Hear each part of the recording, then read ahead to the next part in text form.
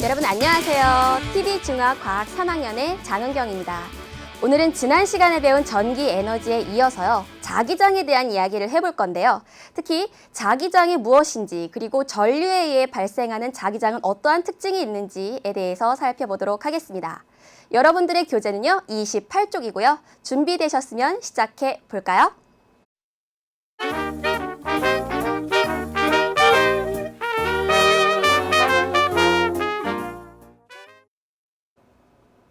우리는 어렸을 때부터 자석을 가지고 많은 놀이를 했기 때문에 자석이라고 하면 굉장히 친근한 도구인데요. 선생님 앞에도 지금 자석과 그리고 쇠붙이가 있습니다. 이 자석을요, 쇠붙이에 가까이 가져가면 어떻게 되죠?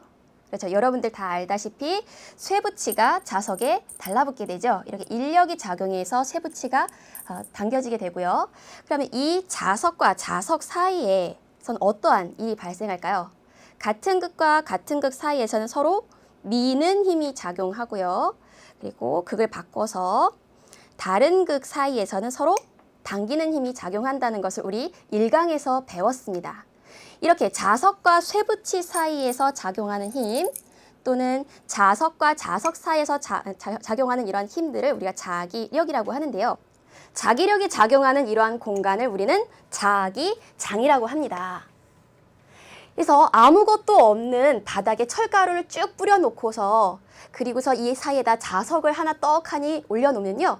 랜덤하게 무작위로 배열되어 있었던 철가루들이 일제히 줄을 맞추어서 이렇게 정렬이 되는데요. 이것은 바로 자석으로부터 힘을 받아서 이러한 모양으로 정렬되는 것입니다. 그래서 이렇게 규칙적으로 철가루들이 배열되는 이 공간을 우리가 자기장이라고 생각하면 되고요. 그리고 이러한 자기장은 방향과 세기를 가지고 있는데요. 방향은 우리가 나침반의 자침의 N극이 가리키는 방향으로 우리가 자기장의 방향을 결정했습니다. 그럼 주변에 자석이 없더라도요. 나침반의 성질을 한번 생각해 보도록 하겠습니다. 나침반은 항상 나침반의 N극이 북쪽을 향하고 나침반의 X극이 항상 남극을 향하죠. 그 이유는 왜 그렇죠?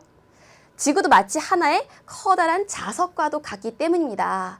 그래서 지구의 북극에 S극이 있기 때문에 이 S극과 인력이 작용하는 나침반의 N극은 북극을 향하게 되고요.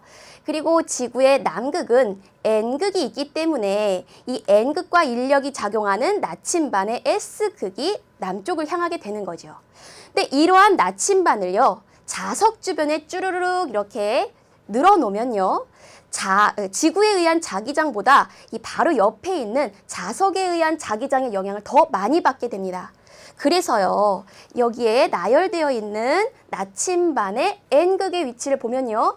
자석의 N극으로부터는 청력을 받기 때문에 멀리 이동하려고 하고요. 그리고 쭈르륵 보면 이 끝에 있는 나침반 볼까요? 자석의 S극을 향해서는 이 나침반의 N극이 S극 쪽을 향하게 됩니다. 그래서요. 자석의 N극에서부터 이 주변에 있는 나침반의 N극의 방향을 쭈르륵 선으로 잇게 되면요. 이러한 모양을, 이러한 방향을 표현을 할 수가 있는데요. 이것을 우리가 자기장의 방향이라고 합니다. 따라서 자석의 N극에서는 자기장이 나오는 방향이고요. 그리고 쭈르륵 이동을 해서 S극은 자기장이 들어가는 방향이라고 생각하시면 되겠습니다. 그래서 이 방향 부분 꼭 잘 이해하도록 하시고요. 그러면 이 자석은 어디에서 가장 세기가 강할까요? 우리가 경험적으로 알듯이 자석의 양 끝쪽이 가장 자기력이 강하죠. 그것은 다른 말로 자기장이 가장 세다라고도 표현을 하는데요. 따라서 자기장의 세기는 자석의 양 끝부분에서 가장 세고 이 양 끝부분에서 멀어지면 멀어질수록 약하다는 것을 알 수가 있습니다. 근데 이런 자기장이라는 것은요, 눈에 잘 보이지 않죠. 그래서 그것을 쉽게 이해할 수 있도록 가상의 선을 그어서 우리가 설명을 하는데요. 그런 가상의 선을 자기력선이라고 합니다. 그래서 자기력선은요, 자기장의 방향 그리고 모양을 알아보기 쉽도록 선으로 나타낸 것인데요. 그래서 자기력선의 방향은 자기장의 방향과 같다라고 생각을 하시면 됩니다. 그래서 자석이 있다면 이 자석의 N극에서부터 자기력선이 출발을 해서 자석의 S극으로, N극에서 출발해서 S극으로 이러한 방향으로 자기력선을 표현하면 되겠습니다.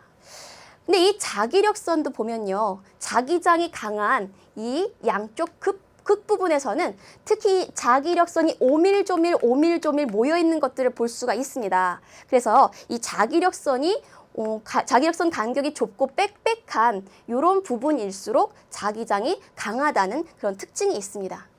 또한 우리가 같은 높이의 지역을 쭉 연결한 것을 등고선이라 하죠. 우리가 지도에서 흔히 볼 수 있죠. 그러한 등고선과 일기도를 그릴 때 압력이 같은, 기압이 같은 부분을 쭈르륵 이어서 만든 등압선, 기억나나요? 그런 것처럼 자기력선도요, 도중에 끊어지거나 만나거나 교차하지 않는다는 특징이 있습니다. 지금도 이 그림에서 보면요, 일부분의 선이 이렇게 끊어진 것처럼 표현이 되어 있죠. 이것은 종이의 지면이 한정되어 있어서 우리가 다 그리지 못해서 그런 것이고요. 사실은 이 넓은 공간에 무한정이 서로 연결이 되어 있습니다. 그러면 이 실험을 통해서 자기력선의 모양과 방향에 대해서 살펴보도록 하겠습니다. 지금 선생님 앞에는요, 자석과 철심이 들어있는 판이 있습니다. 이때 이 철심이 들어있는 판 안에는요, 철심이 굉장히 다양한 방향으로 배열되어 있는데요.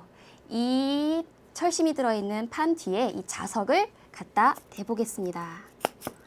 자석을 갖다 대면요, 자석의 양극을 중심으로 규칙적인 모양으로 이렇게 철심이 배열된 걸 볼 수가 있는데요.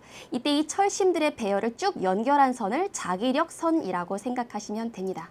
그럼 이번에는요, 나침반의 N극이 가리키는 방향을 통해 자기력선의 방향을 한번 살펴보도록 하겠습니다. 지금 여기에는요, 4개의 나침반이 있는데요. 자석을 근처에 두지 않았을 때는 이 4개의 나침반의 N극은 모두 다 북쪽을 향하고 있습니다. 지금 이 방향이 북쪽이 되겠지요. 근데 이 사이에 자석을 떡하니 갖다 놓으면요, 나침반의 바늘이 움직이죠. 그렇죠? 특히 이 나침반의 N극이 가리키는 방향을 살펴보면요, 자석의 N극과 가까운 부분에서는 멀어지려는 방향으로, 그리고 S극과 가까운 부분에서는 이 S극과 가까워지려는 방향으로 나침반의 N극이 배열됩니다. 그래서요, 우리가 나침반의 N극이 가리키는 방향을 쭉 연결한 것을 자기장의 방향 또는 자기력선의 방향이라고 했죠. 따라서 자석의 N극에서부터 출발해서 쭈르륵 연결하여 자석의 S극으로 들어가는 방향을 자기력선 또는 자기장의 방향이라고 생각하시면 됩니다. 그럼 지금까지 배운 자기장의 내용을 문제로 점검해 보도록 하겠습니다. 여러분들 교재 34쪽 1번입니다. 자기장과 자기력선에 대한 설명으로 옳지 않은 것은, 그럼 1번 보기부터 살펴볼까요? 1번, 자기장의 세기가 약할수록 자기력선의 간격이 조밀하다. 아니죠. 오히려 자기력선의 간격이 조밀하고 빽빽할수록 자기장이 강하죠.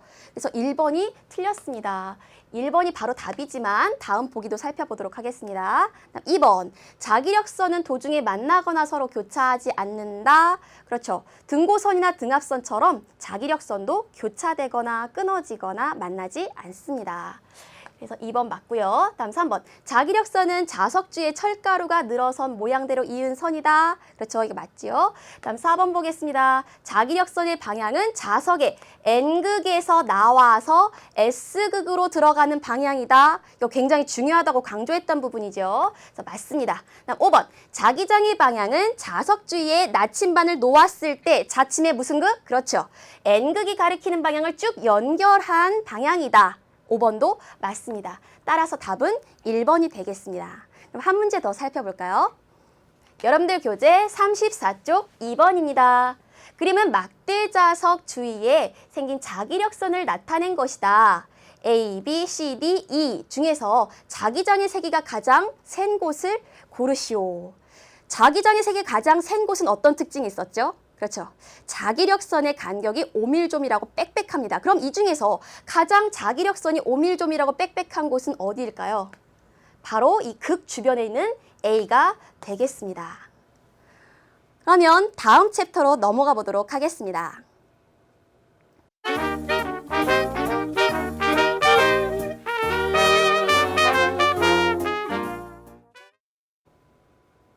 여러분들 혹시 나침반을 들고 지하철 플랫폼에 서 있어 본 적 있나요? 나침반을 든 상태로 지하철 플랫폼에 서 있을 때 지하철이 들어오거나 또는 정지했던 지하철이 다시 출발하게 되면요, 들고 있었던 나침반의 바늘이 돌아가게 됩니다. 그럼 왜 그러한 일이 생길까요? 나침반 주변에 자석이 없음에도 불구하고 지하철이 움직일 때마다 나침반의 바늘이 돌아간다는 것은 지하철 주변에서 자석과도 같은 자기장이 발생했다는 뜻인데요. 지하철은 전기에 의해서, 전기가 흘러갈 때 그 힘에 의해서 움직이는 전차이지요. 그래서 이렇게 전류가 흐르는 도선 주위에서는 자기장이 형성되는데요. 지금부터는 이제 전류가 흐르는 도선 주위에 어떠한 모양의 자기장이 생기는지에 대해서 살펴볼 겁니다. 우선 이 칠판을 보시면요, 지금 이 두 쪽에 회로가 있습니다. 네, 왼쪽의 회로는요, 전지, 도선, 그리고 이제 한쪽 끝이 연결이 되지 않았네요. 이때는 나침반의 바늘이 움직이지 않는데요. 회로가 쭉 연결되어서 그 밑에 나침반을 이렇게 두게 되면요, 나침반의 바늘이 정위치에 있다가 이 오른쪽 방향으로, 나침반의 N극이 오른쪽 방향으로 이렇게 살며시 움직이게 됩니다. 그렇다는 것은요, 이 전류가 흐르는 도선 주위에서 마치 자석이 있는 것처럼 자기장이 발생해서 그 자기장의 영향으로 나침반의 바늘이 돌아갔다는 것인데요. 실험을 통해서 이러한 현상들이 왜 일어나는지 살펴보도록 하겠습니다. 지금 선생님 앞에는요, 회로가 있는데요. 이쪽에 전지가 있고요. 전지와 연결된 도선이 있고요. 그리고 스위치가 있습니다. 그리고 이 도선 아래에는요, 지금 나침반이 있는데요. 이 나침반의 N극이 이쪽을 향하는 것으로 보아 지금 이쪽이 북쪽이라는 것을 알 수 있는데요. 지금 이 상황에서는 나침반의 바늘이 움직이지 않습니다. 이때 전류를 한번 흘려주겠습니다. 스위치를 눌러서 전류를 흘려주면 나침반의 바늘이 어느 쪽으로 돌아갔죠? 선생님이 있는 방향으로 나침반의 바늘이 돌아갔습니다. 그럼 왜 이러한 현상이 생겼을까요? 지금 이 주변에 자석이 없음에도 불구하고 나침반 바늘이 회전한 것은 이 전류가, 지금 직선 모양의 전류가 흐르는 이 주변에 자기장이 형성되었기 때문인데요. 이번에는 전류의 방향은 그대로 두고 나침반의 위치를 도선의 위쪽으로 바꿔보도록 하겠습니다. 이번에도 마찬가지로 나침반의 자침과 도선을 일렬로 나열해 놓고요. 지금 이 상태에서 전류를 한번 흘려주겠습니다. 스위치를 누르면요, 이번에는 반대 방향으로 나침반의 N극이 이동하는 것을 볼 수 있습니다. 도선 아래에 나침반이 있을 땐 선생님 쪽으로 나침반의 N극이 향했지만 지금 도선 위에 나침반이 놓여져 있을 때에는 반대 방향으로 이동하는 것을 알 수 있는데요. 그럼 이제부터는 전류의 모양에 따라서 생기는 자기장의 특징에 대해서 살펴보도록 하겠습니다. 우선 우리가 조금 전에 실험했었던 것처럼요, 직선 모양의 도선에 전류가 흐를 때 그 주변에 어떤 모양의 자기장이 형성되는지 먼저 살펴보도록 하겠습니다. 지금 이러한 판을 준비하고요. 그리고 가운데 도선이 뚫고 나올 수 있도록 설치를 하고 이 주변에 철가루를 쭈르륵 이렇게 뿌려 놓습니다. 그리고 전류를 흘려주지 않았을 상태에는요, 이 철가루들이 사방팔방으로 불규칙한 형태로 배열되어 있을 텐데요. 이때 이 도선에 전류를 쭈르륵 흘려주면요, 이 주변에 있었던 철가루들이 이렇게 동그란 모양으로, 이 도선을 중심으로 하는 이런 동그란 모양으로 배열됩니다. 이때 이 배열된 모양을 우리가 자기력선이라고 생각하면 되는데요. 그럼 이 자기력선 또는 이 자기장의 방향은 어떻게 알 수 있을까요? 우리가 오른손을 이용하면 쉽게 그 방향을 알 수 있는데요. 여러분들 오른손 한번 펴볼까요? 오른손을 들고요. 이때 엄지손가락을 펴니다. 이 엄지손가락은 전류의 방향입니다. 이것을 전류의 방향이라 했을 때요. 나머지 네 손가락을 이렇게 휘어서 감는 방향으로 이렇게 한번 표현을 해볼까요? 이때 이 나머지 네 손가락이 감는 방향이 바로 이 직선 도선에 의해 만들어진 자기장의 방향입니다.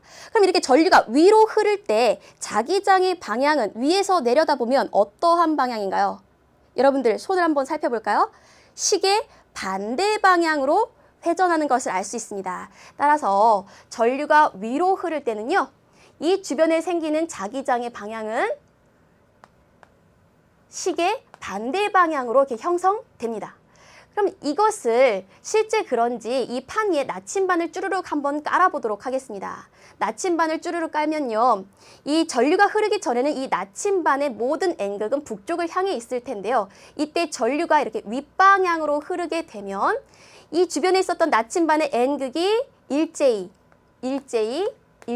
시계 반대 방향으로 이렇게 형성됩니다. 이렇게 나열되게 되죠. 그래서 똑같은 방향으로의 직선 전류가 흐르더라도 나침반이 앞에 있느냐 또는 나침반이 뒤에 있느냐에 따라서 나침반의 N극이 가리키는 방향이 서로 반대가 될 수 있습니다. 우리가 좀 전에 실험을 통해서 확인해 본 결과이죠. 이러한 직선 전류에 의한 자기장은 그 세기가 도선에서부터 얼마나 가까우냐 그리고 전류의 세기가 얼마나 강하느냐에 따라서 결정이 되는데요. 도선에서 가까우면 가까울수록 자기장이 세집니다. 따라서 도선과의 거리가 멀어지면 멀어질수록 반대로 자기장은 약해집니다. 다음 이 도선에 흐르는 전류가 세지면 세질수록 그 주변에서 생기는 자기장은 더 강해지겠습니다. 그래서 전류의 세기가 커지면 커질수록 자기장의 세기는 증가하게 됩니다.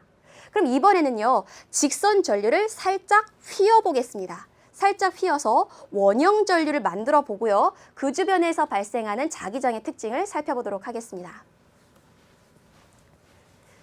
이번에도요. 이게 평평한 판에 도선이 뚫고 나오도록 이렇게 설치를 하고 이 주변에 철가루를 뿌려 놓은 상태에서 전류가 흐르지 않을 때는요. 철가루가 사방팔방으로 흩어져 있을 텐데 여기에 전류를 흘려주게 되면요. 이 주변에 있었던 철가루들이 규칙적인 모양으로 배열됩니다. 이때 이 도선을 중심으로 하는 이 부분에서는요. 철가루들이 직선 전류에 의한 자기장처럼 동심원 모양을 만들고요. 그리고 이 도선과 도선 사이, 이 중심 부분은요. 이 원형 도선과 수직이 되는 방향으로 이러한 식으로 자기력선이 형성되는 것을 알 수가 있습니다. 그럼 이때 이 방향은 우리가 어떻게 알 수 있을까요? 이번에도 오른손을 이용할 건데요. 우리가 직선 전류에서처럼 엄지손가락을 전류의 방향, 나머지 네 손가락이 감는 방향을 자기장의 방향으로 생각해도 되고요. 원형 전류에서는 이 두 개의 방향을 바꿔서 엄지손가락을 자기장의 방향, 그리고 나머지 네 손가락을 전류의 방향이라고 생각해도 됩니다. 편한 방법으로 하셔도 되는데요. 우린 직선 전류에서 했었던 것처럼 그 첫 번째 방법을 이용해서 한번 설명해 보도록 하겠습니다. 지금 여기 원형 도선이 있고요. 지금 전류가 이쪽에서부터 윗방향으로 왼쪽 방향으로 아랫방향으로 이렇게 흘러서 이동을 합니다. 그러면 이 각각의 도선 주변에서 자기장이 형성될 텐데요. 우선 제일 요 첫 부분부터 한번 살펴볼까요? 이 원형 도선의 각각의 부분을 직선 전류라고 생각하면 됩니다. 그러면 여기에서 요 제일 오른쪽에 있는 이 도선은요. 전류가 지금 윗방향으로 흐르고 있죠. 그럼 이때 이 주변에 생기는 자기장의 방향은 나머지 네 손가락이 감는 방향, 위에서 내려다 봤을 때 반시계 방향의 자기장이 형성됩니다. 그럼 이번엔 이 중간 부분을 한번 생각해 볼까요? 지금 전류가 오른쪽으로 흐르고 있고요. 이때 생기는 자기장의 방향은 나머지 네 손가락이 감는 방향의 자기장이 형성되지요. 따라서 이러한 방향의 자기장이 형성될 거고요. 마지막 제일 왼쪽 도선 부분을 한번 살펴볼까요? 이번엔 전류가 이 판 아래로 들어가고 있습니다. 그렇다면 나머지 네 손가락이 감는 방향이 자기장의 방향이죠. 따라서 위에서 내려다 봤을 때는 시계 방향으로의 자기장이 생기는 것을 알 수 있습니다. 정말로 그런지 이 위에 나침반을 쭈르륵 깔아보면요. 나침반의 N극이 전류가 흐르지 않았을 때는 일제히 북쪽을 가리키다가 전류가 흐르게 되면 이 주변에 있었던 나침반의 N극이 가리키는 방향은 지금 왼쪽의 그림에서 설명했던 것처럼 위쪽으로 전류가 흐를 때에는 반시계 방향, 그리고 가운데 부분에서는 지금 화면 앞으로 튀어나오는 방향, 그리고 왼쪽 도선에서는 시계 방향으로 나침반의 N극이 배열됩니다. 그럼 이러한 원형 전류에 의한 자기장의 세기도 무엇에 따라 결정되느냐? 도선에 얼마나 가까우냐, 그리고 전류가 얼마나 세냐. 이 직선 전류와 마찬가지로 이 두 가지에 의해서 자기장의 세기가 결정되는데요. 도선에 가까우면 가까울수록 자기장이 더 강해집니다. 따라서 도선과의 거리가 멀어질수록 반대로 자기장은 약해집니다. 그리고 전류의 세기가 강해지면 강해질수록 그 주변에 더 막강한 자기장이 형성되죠. 따라서 이때는 자기장이 강해집니다. 그러면 이제부터는요, 이 원형 전류를 여러 개 합쳐서 코일로 한번 만들어 보도록 하겠습니다. 그림에서 보는 것처럼 원형 도선을 여러 개 모아서 스프링처럼 만든 이러한 도구를 우리가 코일이라고 하는데요. 이 주변에 철가루를 쫙 뿌려놓고 전류가 흐르기 전에는 이 철가루들이 마찬가지로 규칙적으로 배열되지 않았을 거예요. 근데 이때 여기에 전류가 흐르게 되면요, 이 주변에 자기장이 형성돼서 철가루들이 규칙적으로 배열되게 됩니다. 이 철가루들의 모양을 우리가 자기장의 모양이라 할 수 있겠죠. 그럼 자기장의 모양을 한번 살펴볼까요? 코일 내부를 보면요, 철가루들이 이렇게 일렬로 배열됩니다. 즉, 자기장의 모양이 직선 형태라는 것을 알 수가 있죠. 그럼 코일 외부를 한번 볼까요? 코일 외부는요, 이러한 철가루들이 이게 곡선 형태로, 이러한 형태로 배열됩니다. 이 모양을 보면요, 마치 정 가운데 막대 자석이 있을 때 만드는 자기장의 모양과 같다는 특징이 있네요. 그럼 이때 이런 자기장의 방향은 무엇에 의해 결정될까요? 바로 전류에 의해서, 전류의 방향에 의해서 결정이 되는데요. 자기장의 방향을 알아보기 위해서 나침반과 코일을 준비를 합니다. 그런 다음에 이 코일에 전류를 이 방향으로 이렇게 흘려주게 되면요, 이 주변에 자기장이 형성되어서 주변에 있는 나침반 바늘이 움직이게 되죠. 그럼 우리는 이 나침반 바늘 중에 무엇을 중점적으로 봐야 되죠? 그렇죠. N극을 중점적으로 봐야 되죠. 왜냐하면 나침반의 N극이 가리키는 방향이 바로 자기장의 방향이기 때문이죠. 그럼 이때 이 나침반의 N극을 봅시다. 나침반의 N극이 가리키는 방향은 왼쪽이네요. 여기도 나침반의 N극이 왼쪽을 가리키고 있네요. 즉, 전류가 이러한 방향으로 감아서 흐를 때는 자기장이 왼쪽으로 형성된다는 겁니다. 그럼 이걸 좀 더 쉽게 할 수 있는 방법은 뭘까요? 이번에도 마찬가지로 오른손을 이용합니다. 주의할 점은요, 오른손의 4개의 손가락은 이번엔 전류의 방향, 그리고 이때 엄지손가락은 자기장의 방향이라는 거예요. 그래서 여기다 적용해 봅시다. 4손가락은 전류의 방향, 이때 엄지손가락을 펴면 엄지손가락은 왼쪽을 가리키죠. 그래서 우리가 칠판에 판서한 대로 자기장의 방향은 왼쪽이라는 걸 알 수가 있어요. 그럼 이때요, 이 왼쪽에서는 자기장이 나오고 있죠. 그리고 오른쪽에서는 자기장이 들어가고 있습니다. 이것을 쭉 연결하면 왼쪽에서 나와서 오른쪽으로, 왼쪽에서 나와서 오른쪽으로 이러한 모양의 자기장을 형성한다는 걸 알 수가 있어요. 그럼 이것은 막대 자석이 만드는 자기장과 모양이 같죠. 그럼 막대 자석에서 자기장이 나오는 방향은 자석의 N극, 자기장이 들어가는 방향은 자석의 S극에 해당했죠. 이렇게 전류가 흐르는 코일은 자석과도 같은 역할을 한다는 거, 요거 알아두셨으면 좋겠어요. 그럼 마지막으로 자기장의 세기에 영향을 주는 건 뭘까요? 직선도선과 원형도선처럼요, 전류에 의해서 자기장이 만들어지기 때문에 전류의 세기가 강하면 강할수록 자기장이 커지는 특징이 있습니다. 다음은 직선 전류와 원형 전류에서는 도선에 가까워지면 가까워질수록 자기장이 세졌죠. 근데 지금 이 상황은 코일이에요. 코일은 도선이 하나가 아니라는 거죠. 그래서 코일은 가문수에 따라 자기장이 달라지게 되는데요. 그 일정한 면적에 오밀조밀 촘촘하게 많이 감으면 많이 감을수록 자기장이 더 강해집니다. 따라서 코일의 가문수가 증가할수록 자기장이 세지는 특징이 있습니다. 그럼 지금까지 우리는 직선 전류, 그리고 원형 전류, 그리고 원형 전류 여러 개 합쳐서 만든 코일, 이 세 가지 전류에 의해서 만들어지는 자기장의 특징을 살펴봤는데요. 그럼 이 세 가지를 한꺼번에 모아서 우리 같이 정리해 보도록 하겠습니다. 그럼 다음 그림 한번 볼까요? 직선 전류, 원형 전류, 코일 주위에서의 자기장 모양부터 살펴보면요. 우선 직선 전류 같은 경우에는 이 전류가 흐르는 도선 주위에 동심원 모양의 자기장이 형성되고요. 원형 전류 같은 경우는 요 각각의 부분을 직선 전류라고 생각을 하면 되죠. 그래서 이 도선 쪽은 원형 동심원 모양의, 그리고 정 가운데 부분은 이 원형 도선과 수직 방향의 나란한 모양의 자기장이 형성되고요. 코일 같은 경우는 이 코일 안쪽에서는 나란한 방향의 자기장이 형성되고, 코일 바깥쪽에서는 마치 가운데에 막대 자석이 있는 것처럼 이쪽에서 나와서 한쪽으로 들어가는, 이러한 모양의 자기장이 형성됩니다. 그리고 이때의 방향은요, 우리가 오른손을 이용해서 확인할 수 있는데, 직선 전류 같은 경우에는 엄지손가락을 전류의 방향, 나머지 네 손가락을 자기장의 방향이라 생각하면 되고요. 그래서 전류가 위로 흐를 때 자기장의 방향은 반시계 방향이 되죠. 그럼 반대로 전류가 아래로 흐를 때에는 네 손가락이 감는 방향인 시계 방향으로 자기장이 형성되는 걸 알 수 있습니다. 그럼 두 번째, 원형 전류에 의한 자기장은요, 이때는 엄지손가락이든 아니면 네 손가락이든 둘 중에 어떤 것을 써든 상관이 없는데요. 엄지손가락을 전류의 방향이라 하고 나머지 네 손가락을 자기장의 방향이라 해도 되고요.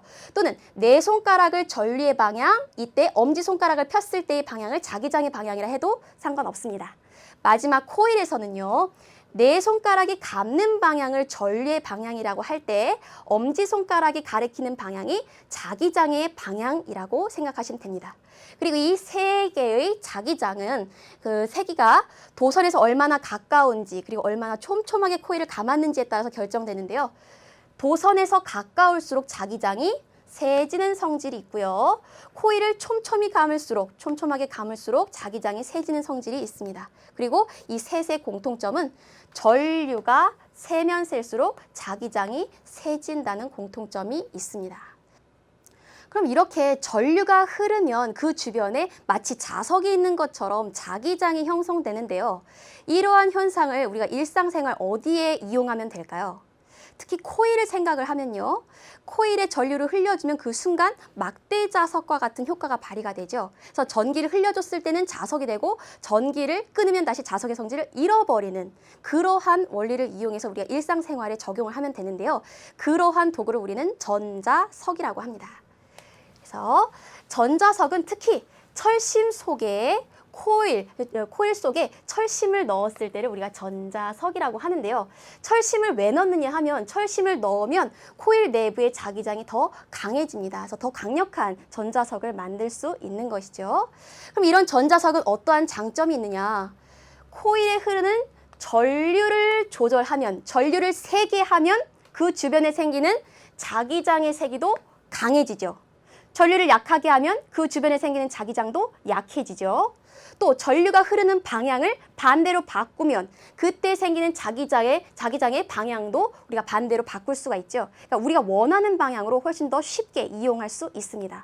그래서 이러한 전자석은요, 스피커나 전자석 기중기나 그리고 자기부상 열차 이런 곳에 이용을 하는데요. 특히 전자석 기중기를 한번 생각을 해봅시다. 굉장히 무거운 고철이 있습니다. 근데 이 고철을 우리가 날라야 돼요. 근데 영구 자석, 우리가 일반적으로 쓰는 자석을 이용한다면 고철이 자석에 달라붙기는 하지만 떼어내는데도 또 다른 힘이 필요하죠. 그래서 우리는 전자석을 이용하는데요. 그래서 고철이 많은 부분에 우리가 전자석을 가지고 가서 전류를 쫙 하게 흘려주면 이 전자석이 자석이 되어서 고철이 조금 이렇게 달라붙겠죠. 그리고 나서 이 고철을 이동시켜서 우리가 원하는 위치에 갔을 때 전류를 끊어주면 고철이 원하는 위치에 뚝 하고 떨어지게 되겠죠. 그럼 지금까지 배운 이 내용을 문제로 한번 점검해 보도록 하겠습니다. 여러분들 교재 34쪽 3번 문항입니다. 그림 가는 도선 위에 나침반을 놓고 그림 나는 도선 아래에 나침반을 놓은 모습을 나타낸 것이다. 스위치를 닫았을 때 가와 나의 나침반의 자침이 N극이 가리키는 방향을 옳게 짝지은 것은. 그럼 지금 이 상황을 보면요. 나침반이 직선 모양의 도선 위에 있습니다. 따라서 직선 전류에 의해서 생기는 자기장을 생각해 보면 될 텐데요. 가부터 먼저 살펴보겠습니다. 가를 보면 지금 전지의 플러스 극에서부터 출발을 해서 마이너스 극 방향으로, 이 방향으로 전류가 흐르게 될 텐데요. 이때 이 나침반이 이 전류 위쪽에 있습니다. 그러면 이때 작용하는 자기장의 방향을 살펴보겠습니다. 그럼 오른손을 이용해야 되죠. 오른손의 엄지손가락을 전류의 방향이라고 한다면 나머지 네 손가락이 감는 방향이 바로 이때 만들어지는 자기장의 방향인데요. 지금 오른쪽에서 본다면 전류와 그때 만들어진 자기장의 방향은 반시계의 방향입니다. 특히 지금 이 도선 윗부분에 나침반이 있습니다. 그러면 도선 윗부분에서 감는 방향의 자기장을 만든다면 이때의 이 나침반 정중앙은, 나침반의 N극은 이쪽 방향을 향하겠죠. 전류 그리고 자기장의 방향을 고려한다면 나침반의 N극은 이쪽 방향으로 움직일 겁니다. 이쪽 방향은 북쪽과 남쪽 사이 오른쪽 방향이죠. 따라서 동쪽 방향으로 움직인다는 걸 알 수 있고요. 이번엔 나를 한번 보도록 하겠습니다. 전류의 방향은 가와 똑같습니다. 전류의 방향은 같습니다. 그럼 전류의 방향이 같다면 그 방향으로 전류, 엄지손가락을 폈을 때 나머지 네 손가락이 감는 자기장의 방향도 같습니다. 그런데 지금 가와 상황이 뭐가 다르냐? 가 같은 경우에는 도선 위에 나침반이 있었고 이번엔 도선 아래 나침반이 있습니다. 그러면 전류를 엄지손가락 방향으로 표현을 하고 나머지 네 손가락을 감는데 지금 감는 위치가 도선 뒷부분에서 지금 나침반이 있기 때문에 이 방향에 나머지 네 손가락을 감아보세요. 그럼 이때 이 나머지 네 손가락이 가리키는 방향은 칠판 뒤쪽에 해당할 겁니다. 그럼 이쪽은 북쪽, 이쪽이 남쪽이라면 이 칠판 뒤쪽, 이 칠판 속으로 들어가는 저 방향은 서쪽이 되겠습니다. 따라서 가의 나침반 N극은 동쪽, 나의 나침반 N극은 서쪽으로 이동하는 것을 알 수 있습니다. 그럼 한 문제 더 살펴보도록 하겠습니다. 여러분들 교재 35쪽 8번 문제입니다. 그림과 같이 이번에는 원형 도선 주위에 나침반을 놓고 도선의 화살표 방향으로 전류를 흐르게 할 때 각 나침반 자침에 N극이 가리키는 방향을 쓰시오. 이때 이 판 위를 보니까요. 사자와 같은 모양이 쓰여져 있는데 이것은 우리가 방위표라고 하지요. 그래서 이쪽은 북쪽, 그럼 정반대쪽은 남쪽, 그럼 이쪽은 동쪽이 되겠죠. 그럼 반대쪽은 서쪽이 될 겁니다. 이렇게 방위를 먼저 표시를 해두고요. 그다음에 이 원형 전류에 원형 도선에 흐르는 전류의 방향 한번 표현을 해보겠습니다. 원형 도선에 흐르는 전류의 방향을 보니까요. 이쪽에서는 위로, 이쪽에서는 오른쪽으로, 이쪽에서는 아랫방향으로 흐르는 각각의 직선 전류라고 생각할 수 있는데요. 그럼 왼쪽 부분부터 이 주변에 생기는 자기장을 한번 생각해 보도록 하겠습니다. 엄지손가락을 전류의 방향이라고 한다면 나머지 네 손가락이 감는 방향이 자기장의 방향이죠. 따라서 위에서 내려다 보았을 때는 이러한 반시계 방향으로 자기장이 형성될 텐데요. 이때 이 기역 나침반의 위치를 한번 생각을 해보세요. 반시계 방향으로 자기장이 형성될 때 지금 요 지점, 이 동심원의 요 지점에서 작용하는 자기장의 방향은 원의 접선 방향이 되겠죠. 따라서 나침반, 기역 나침반의 N극은 동쪽으로 이동할 것입니다. 다음 니은을 한번 생각해 볼까요? 이번에는 니은 같은 경우는 지금 오른쪽으로 이동하는 이 전류에 의해서 자기장이 형성될 때 그 자기장의 영향을 받게 될 텐데요. 엄지손가락을 전류의 방향이라 하고 나머지 네 손가락이 감는 방향을 자기장의 방향이라 한다면 이러한 방향의 자기장이 형성될 겁니다. 이때 이 나침반이 있는 곳까지 이렇게 크게 확장을 하면요. 이러한 방향의 자기장이 형성될 텐데요. 따라서 이 자기장의 방향을 고려하면 나침반의 N극은 이 칠판 속으로 들어가는 방향으로 작용하게 될 겁니다. 따라서 니은 나침반의 N극은 서쪽으로 이동하게 될 겁니다. 마지막 디귿을 한번 볼까요? 디귿 같은 경우에는 지금 가장 가까운 도선이 이쪽에 있는 도선이네요. 이 도선은 지금 아랫방향으로 전류가 흐르고 있는데요. 그렇다면 나머지 네 손가락으로 감는 방향의 자기장이 이렇게 형성될 것입니다. 시계 방향으로의 자기장이 형성될 텐데요. 이때 이 디귿 나침반이 있는 위치에서 이때 요 위치에서의 자기장 방향을 생각하면 이 동심원의 접선 방향으로 자기장이 형성되죠. 따라서 디귿 나침반은 기역과 같이 동쪽으로 나침반의 N극이 움직이는 것을 알 수 있습니다. 그럼 한 문제 더 점검해 보도록 하겠습니다. 여러분들 교재 35쪽 10번 문제입니다.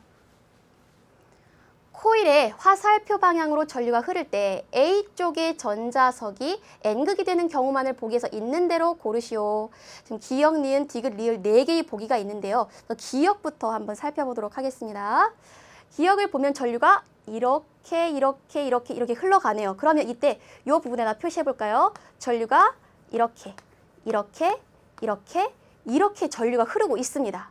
그럼 이때 생기는 자기장은 우리가 오른손을 가지고 이용해서 해결을 하는데 오른손에서 이번에는 4개의 손가락이 전류에 감는 방향 그리고 이때 엄지손가락을 펴면 이때 이 엄지손가락이 가리키는 방향이 자기장의 방향이었죠. 따라서 지금 전류는 이렇게 4손가락으로 감는 방향, 이때 엄지손가락을 편 이 방향이 자기장의 방향이 됩니다. 그래서 자기장의 방향을 다른 색깔로 표시를 하면요. 이렇게 왼쪽 방향으로 자기장이 형성됩니다. 근데 이 자기장이 형성된 이 방향을 보면요. 이 왼쪽에서는 자기장이 나오는 방향이고요. 이 오른쪽에서는 자기장이 들어가는 방향이죠. 이게 전류가 흐르는 코일은 마치 하나의 자석과도 같습니다. 그래서 지금 이 왼쪽 부분에선 지금 자기장이 빠져나오고 오른쪽 부분에선 자기장이 들어가죠. 따라서 왼쪽에서 자기장이 나오는 이 A 부분은 자석의 N극에 해당하고요. 그럼 반대로 이 B쪽, 자기장, 자기력선이 들어가는 이 B쪽은 자석의 S극에 해당할 겁니다. 따라서 우선 기역 해당됩니다. 다음 니은 보도록 할까요? 니은, 이번에는 전류가 이렇게 해서 이 방향으로 감아서 이 방향으로 이 방향으로 이렇게 전류가 흐릅니다. 그럼 이때 만들어지는 자기장 오른손을 가지고 한번 이용해 봅시다. 오른손의 4손가락은 전류를 감아지는 방향으로 했을 때 이때 엄지손가락이 가리키는 방향이 자기장의 방향이죠. 따라서 이번에는 자기장이 A에서 B 방향으로 이 방향으로 이렇게 자기장이 형성됩니다. 그러면 코일에 전류가 흐를 때 이것을 하나의 자석과도 같이 비유할 수 있는데 지금 B 부분에서는 자기장이 나오고 A 부분에서는 자기장이 들어가죠. 따라서 B 부분이 자석의 N극 그리고 A 부분이 자석의 S극에 해당합니다. 그래서 니은은 해당 없습니다. 다음 디귿 보겠습니다. 이번 전류가 이 방향으로 이 방향 이렇게 전류가 흐르네요. 그럼 이때 4손가락으로 감아주었을 때 전류의 방향 그리고 이때 엄지손가락을 폈을 때가 자기장의 방향이죠. 따라서 자기장의 방향을 고려하면 B가 N극, A가 S극이 됩니다. 따라서 디귿도 해당 없습니다.